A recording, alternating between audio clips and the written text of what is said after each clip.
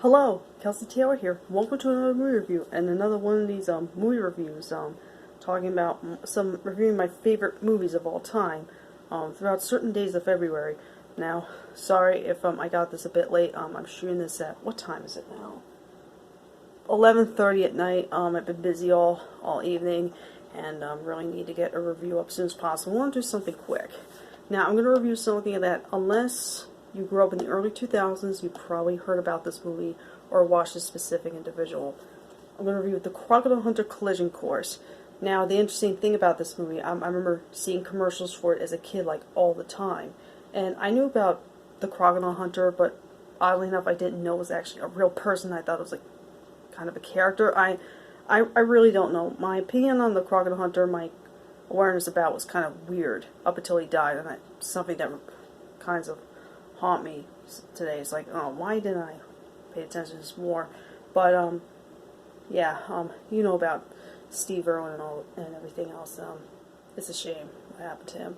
But anyway, and this is his only like theatrical movie that he kind of stars in. And I remember seeing commercials for it on TV a lot, and definitely kind of one of those nostalgic movies. But I didn't see it until like a few months or so after his passing.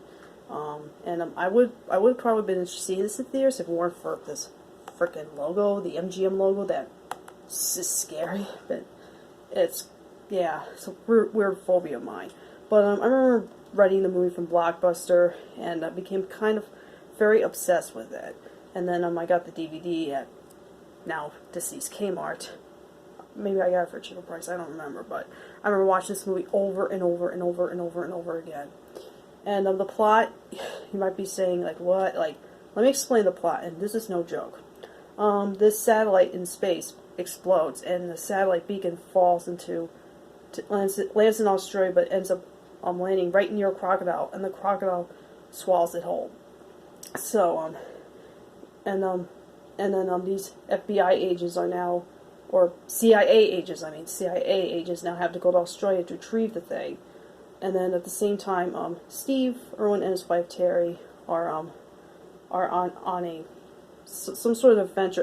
And actually, the movie's like what Steve Irwin sees, it's kind of like filmed like a documentary style, like if you watch those Crocodile documentaries with Steve Irwin talking to the camera and all that, you know all that. And it's basically how it's filmed. It's just a film documentary story. Like basically they're going after to save this crocodile. From basically the crocodile. This is kind of complicated to explain. The crocodile is in this woman's territory, who's constantly eating her calf and all that, and is basically trying to kill it.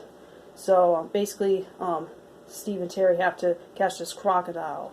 At the same time, these the CIA agents track them down, and basically nobody knows what's going on, and then Steve and Terry end up catching the crocodile, and then the CIA agents track them down to catch the beacon. What they didn't know the crocodile swallowed, and what the Irwins don't know is that basically they don't know what the CIA agents are actually doing, and basically they think they're poachers, just thinking only going after the crocodile, and all hell breaks loose. And yeah, the plot is very complicated to explain, especially for a Crocodile Hunter movie. It does sound pretty off and everything like that, but I think the scenes that make this movie is when Steve Irwin's on screen.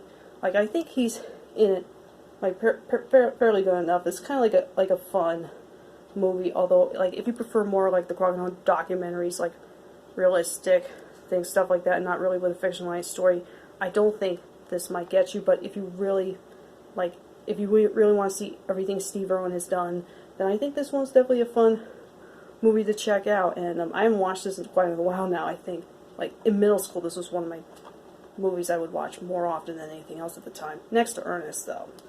Yeah, and yeah, this is definitely very fun, interesting movie to check out. I think nowadays it's kind of underrated, but yeah, this one definitely, if you like this kind of thing, what I explained to you the best I can, because there's so much that happens in this movie. The Steve Irwin scenes will definitely, are definitely the best part, definitely worth the price of admission. Well, however you can find it. I know this is like, I know this DVD's out of print. I haven't seen it anywhere else. Who knows if it'll get a Blu-ray release? I don't think so, from the way it's filmed. And It was streaming on YouTube for a bit, I remember, but I don't know if it's streaming anywhere else right now. But if you can find this one, definitely, hunt this down. Anyway, that's my review of the Crocodile Collision Course. If you have seen this movie, let me know what you think of it. And it's a shame this month would have been Steve Irwin's 60th birthday. Man.